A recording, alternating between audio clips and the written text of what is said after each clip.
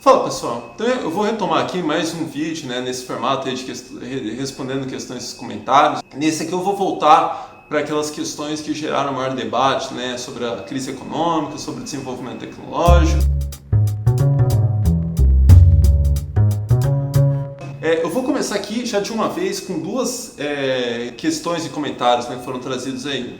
O primeiro deles é do Krishna, respondendo lá aquele vídeo em que eu discuto, como que o desenvolvimento tecnológico está gerando substituição de trabalho e, portanto, tem diminuído a geração de valor, e o efeito disso na prática é que está sendo reduzido, Ao mesmo tempo, a massa salarial, então os salários e a taxa de lucro dos capitalistas, Então está gerando um problema muito grave para a economia capitalista. E aí o Krishna pergunta, o que os intelectuais capitalistas estão propondo, Que solução que eles têm para isso? Nessa mesma direção, o Eduardo Martinez, ele pergunta, seria a renda básica universal uma ferramenta que possibilitará ao capital contornar a contradição gerada pela produção, ser relativamente cada vez menos composta por trabalho vivo? Então, o Krishna está perguntando em geral quais são as soluções propostas, e o Eduardo já está trazendo uma delas, que é o projeto de renda básica universal. Um primeiro ponto importante é que as soluções que estão sendo propostas na Europa, nos Estados Unidos, na China, são muito diferentes daquelas propostas que estão sendo discutidas aqui no Brasil. No Brasil ainda a solução hoje é reforma da Previdência, reforma trabalhista, ajuste das contas públicas, incentivar o empreendedorismo. Não que essas questões não sejam discutidas também na Europa e nos Estados Unidos. O debate público lá tem contemplado uma gama mais ampla de questões, que inclui a renda básica universal. A renda básica universal nada mais é do que todo cidadão tenha lhe garantido pelo menos um salário mínimo, um valor mínimo, independentemente dele ter trabalho ou não. Mas além dela, tem sido discutido também a questão de imposto sobre grandes fortunas, sobre imposto sobre robôs, que na verdade são complementares, que para o Estado conseguir garantir uma renda básica para todas as pessoas, você tem que aumentar a capacidade do Estado arrecadar, e aí para isso precisa taxar mais as grandes fortunas, tem que taxar os robôs, porque é o movimento que a gente tende a ver cada vez mais a substituição de força de trabalho por robôs. Mas por outro lado, isso também gera reações. Tem empresários que vão falar, não, mas se a gente taxar robôs, a gente está punindo o desenvolvimento tecnológico. Se a gente taxa as grandes fortunas, a gente gera fuga de capitais. A renda básica universal vai desencorajar que os trabalhadores assumam as funções de menor qualificação e que, portanto, tendem a ter menor remuneração. Então, obviamente, a gente escuta, principalmente essas críticas bastante aqui no Brasil, só que a gente não escuta o outro lado. E nesses países já está muito mais avançada a ideia de que não, essas tarefas mais repetitivas, que, portanto, tendem a oferecer menores salários, elas vão ser substituídas. E, portanto, garantir a renda básica universal não vai prejudicar essas funções, porque elas vão ser realizadas basicamente por robôs, inteligência artificial, algoritmos. Outra discussão, outra solução que tem sido muito proposta, aqui no Brasil chega principalmente através dos intelectuais ali ligados à indústria,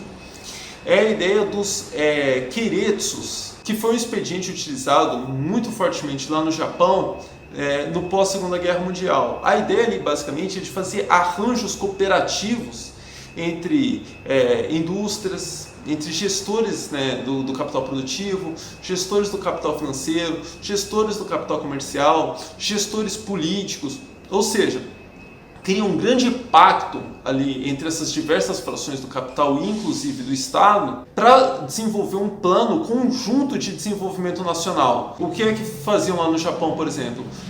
Primeiro ponto, eles conseguiam blindar o capital nacional para que as empresas multinacionais, as empresas norte-americanas, por exemplo, não comprassem as empresas mais produtivas lá no Japão num momento de instabilidade econômica.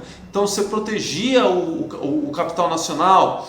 Mas o principal efeito disso seria que com esses arranjos você conseguiria aumentar a eficiência, a eficácia dos investimentos. A gente viu isso bem recentemente no Brasil, lá como em 2010, 2011, 2012, quando a Dilma começou ali o movimento de desoneração tributária, que esse movimento não foi seguido pela expansão de investimentos produtivos. E em outros momentos a gente vê o empresariado, aí, o pessoal da indústria falando, não, a gente quer investir, mas tem um custo Brasil, o Estado não assume a função dele em construir uma boa infraestrutura que permita os investimentos, que permita, enfim, o transporte das mercadorias, portos, melhores estradas. Aí, portanto, quando os intelectuais vêm e defendem, né, a construção desses novos arranjos, desses novos queretos, a ideia basicamente é essa, criar pactos, né, entre essas diversas frações do capital para que esses investimentos eles tenham maior eficácia.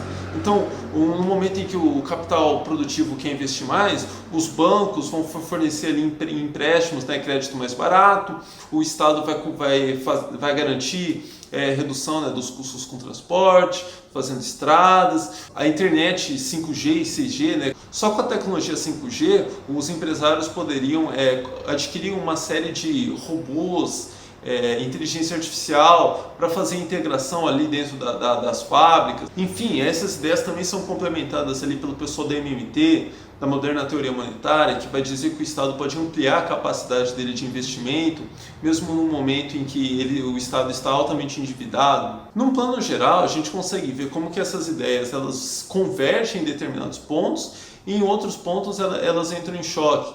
Eu acho que vai ser bem interessante, eu já tenho comentado isso com algumas pessoas, acompanhar as eleições norte-americanas no ano que vem. Eu acho que a gente vai ver, principalmente naquela primeira fase em que tem muitos candidatos, esse debate ele deve ser bem interessante, com candidatos dando voz para diferentes soluções, se aproximando de diferentes intelectuais, enfim, e aí no final a gente vai acabar vendo até quais dessas ideias vão conseguir gerar maior aderência ali da população norte-americana em geral e mesmo vão conseguir cooptar maiores frações do capital para elas. E ainda complementando essa discussão, o Krishna trouxe em outro vídeo, né, ele já tinha lançado uma outra questão.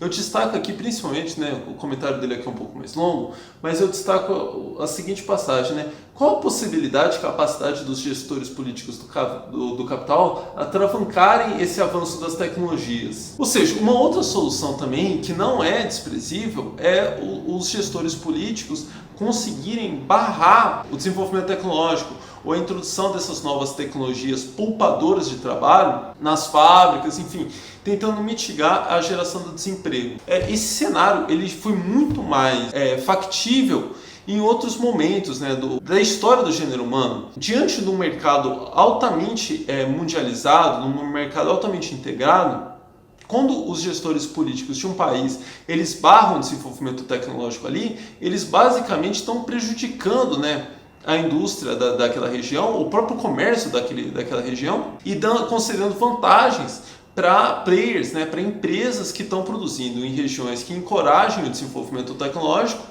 que portanto vão ser muito mais produtivas, vão produzir, né, mercadorias com preço muito mais baixo e aí essas mercadorias vão se tornar altamente competitivas naquele mercado. Portanto, hoje é muito difícil imaginar que essa solução de barrar o desenvolvimento tecnológico consiga ganhar esse debate de ideias e ser implantada de fato na prática. O que a gente pode ver em vários momentos é pactos aí entre estados para repensar a introdução de tecnologias, mas ainda assim eu acho muito difícil imaginar que esses pactos eles consigam barrar desenvolvimento tecnológico por muito tempo. Ou seja, imaginando que esses pactos sejam arranjados, seriam pactos ali que eu imagino, caso o cenário se torne muito turbulento, e ainda assim é muito difícil imaginar que ele seria respeitado integralmente, né, pelos países. A gente sempre vê, quando nesses pactos mais sérios, né, os gestores lá assumindo esse compromisso e 2, 3 meses depois criando brechas para conseguir furar o pacto, ao mesmo tempo que está dizendo, não, a gente não está furando, e reclamando dos outros gestores políticos ali que também estão adotando os mesmos expedientes. Então é muito difícil imaginar, principalmente nesse cenário de capitalismo altamente mundializado, com mercados integrados, empresas mundiais, que seja possível formar pactos entre diferentes gestores políticos para barrar o desenvolvimento tecnológico. Uma das soluções também, né, que se a gente voltar lá para a primeira pergunta, e que a gente viu, principalmente ali com o Trump, e agora a gente ainda tem visto esse debate ali no Reino Unido, mas parece lentamente que essas ideias estão sendo superadas, é a ideia, né, de proteger os mercados, então dar um passo atrás e tentar lutar contra essa mundialização do capital. Me parece que essas ideias estão ficando para trás justamente porque os gestores estão vendo que não é factível mais nesse cenário você conseguir blindar o país para a entrada, né, de capitais estrangeiros. Por outro lado, né, se eu estiver errado e a gente conseguir ver esse movimento, né, de fechar as economias, aí sim ficaria muito mais fácil para que os gestores políticos conseguissem barrar o desenvolvimento tecnológico.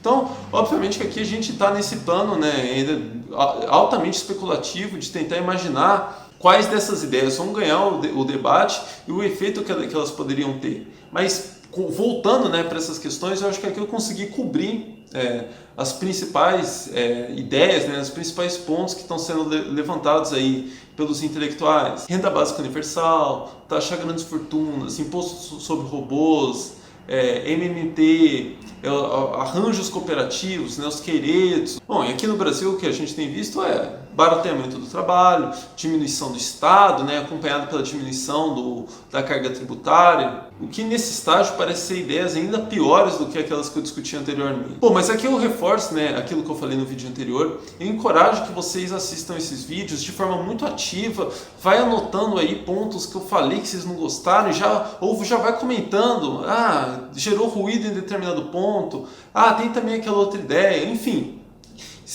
Sejam bem ativos, né, na reação, de trazer outras questões, mas também problematizando o que eu estou trazendo aqui, enfim, vamos fortalecer essa comunicação, né, essa troca de ideia. Bom, é isso. Eu ainda não sei exatamente quais vão ser os próximos passos aqui do canal, não sei se eu vou conseguir ao longo dessa semana fazer um roteiro para gravar um vídeo no formato antigo, ou se vocês podem esperar mais alguns vídeos nesse formato de questões e comentários. Bom, mas então é isso, um abraço e até a próxima.